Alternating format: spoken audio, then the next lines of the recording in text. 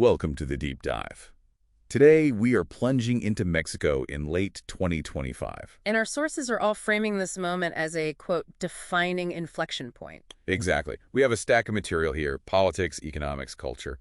So our mission is really to unpack this duality of rapid internal change. This fourth transformation, or 4T movement. Right. And how that is colliding head-on with some pretty serious external volatility. Well, what's so fascinating here is that the political success itself is generating the institutional risk. President Sheinbaum is building what they're calling the second floor of the 4T. Fundamentally restructuring the state. Yes, to dismantle what the movement sees as neoliberal elite rule.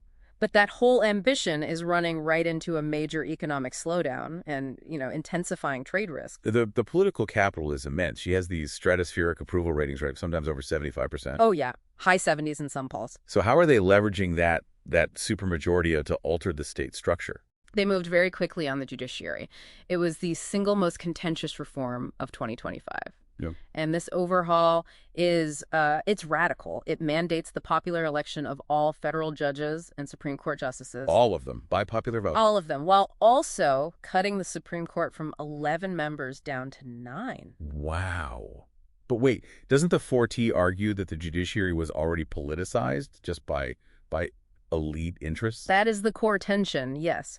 But legal scholars we're looking at, they fear this just politicizes justice in a different way. Mm-hmm. Accountability shifts from legal precedent to, political popularity. A classic erosion of the rule of law. Exactly. And the immediate financial cost is staggering. This uncertainty has triggered a pause in planned foreign investment. We're talking about $35 billion meant for nearshoring. $35 billion just sitting on the sidelines. It's a direct vote of no confidence from investors. So that's the immediate symptom. Let's talk about the underlying economic illness, the structural slowdown. What are the key indicators? Well, the big one is the economy actually contracted in the third quarter of 2025. A contraction. Yeah, and that forced major institutions to just slash their forecasts.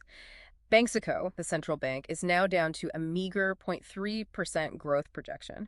The OECD is only slightly higher at 0.8. And on top of that, you have the inflation problem. Right. Core inflation is still sticky, as they say. It's elevated at 4.32%, which means interest rates have to stay high, and that just suppresses domestic investment. And if we connect this economic picture to the security landscape, you really see a land of stark extremes. You really do. The U.S. State Department's latest advisories from late 2025 show this perfectly. You have 6 states designated as level 4, do not travel. Places like Colima, Zacatecas. Right, reflecting entrenched conflict. But then you have zones of relative calm. States like Campeche and Yucatan maintain a level 1 status. Often because they're protecting that massive critical tourism industry. It seems the 4T uses history to justify these huge shifts. They position this whole movement as restoring the principles of the 1917 Constitution. Which was the first in the world to enshrine comprehensive social rights.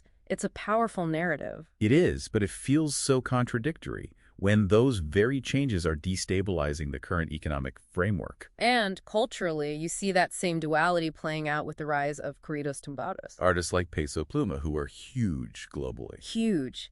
But domestically, there's this fierce debate about whether the genre glorifies narco-culture, which just reflects that deep, unresolved security tension in the country. Okay, let's provide some essential intel here, keeping the focus on risk. For example, the gray whale calving season in Baja Beautiful runs January through March, but that tourism revenue is fragile. And that fragility is clear when you look at the 2026 sargassum forecast. It indicates a high-risk year. Meaning? Meaning the seaweed influx will heavily impact key revenue generators like Tulum and Playa del Carmen all summer, adding yet another complication. So what does this all mean for you, the listener?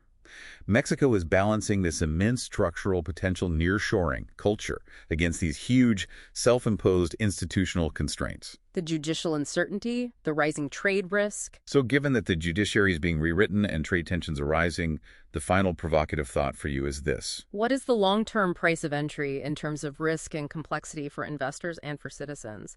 And will the 4T's social success ultimately outweigh the institutional friction it's creating? Something to chew on as this story develops.